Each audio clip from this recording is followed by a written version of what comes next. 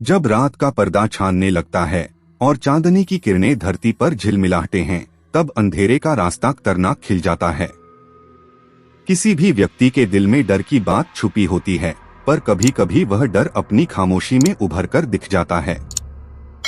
यह कहानी भी उसी डर के बारे में है जो किसी के जीवन में बहुत गहरी छाई होती है।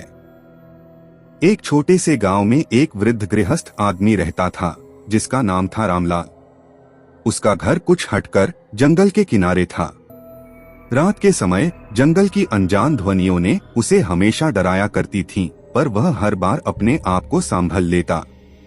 दोस्तों, अगर आपको हमारी कहानियां पसंद आ रही है तो चैनल को सब्सक्राइब जरूर करें तथा वीडियो को लाइक भी करें। एक रात जब अंधेरा छानने लगा, रामलाल ने अपने घर के पास चलते हुए बड़े ही गहरे जंगल में अपने कुछ बच्चों के लिए लकड़ी की चारा ढूंढने का निर्णय किया। जंगल की गहराई में धीरे धीरे आगे बढ़ते हुए उसका दिल उसकी धड़कनों की गति से तेज हो रहा था। अचानक उसने कुछ अजीब सी आवाजें सुनी। वह सोचने लगा कि क्या यह जंगल में कोई भूत है, पर फिर उसने अपनी हिम्मत जुटाकर आगे बढ़ा। चंदनी की रोशनी में वह एक बड़े पेड़ के नीचे पहुंचा। वहां उसने कुछ चमकते हुए चीजें देखीं। रामलाल ने एक झिलमिलाहट में खड़े हुए चिरागों को देखा जो जंगल के हर कोने को प्रकाशित कर रहे थे। उसका दिल दारुण डर से भर गया, क्योंकि जंगल में चिरागे क्यों जल रहे थे वह समझ नहीं आया।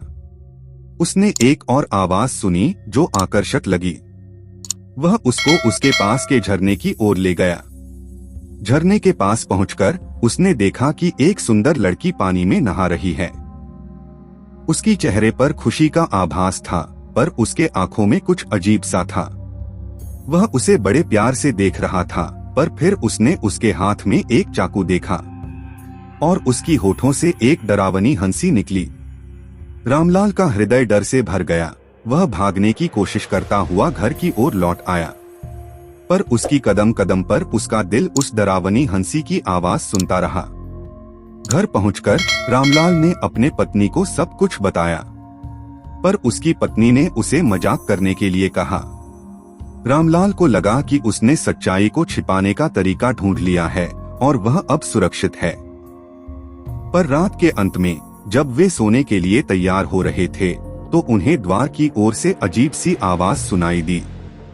वे उठकर द्वार की ओर देखने लगे, पर वहां कुछ भी नहीं था। उन्होंने सोचा कि शायद उनकी सोच से ही यह आवाज आई हो।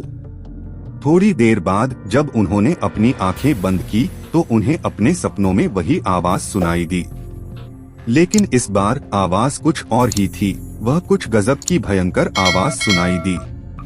उन्होंने अपनी आंखें खोली, पर उन्हें उस आवाज के आगे कुछ भी नहीं दिखा।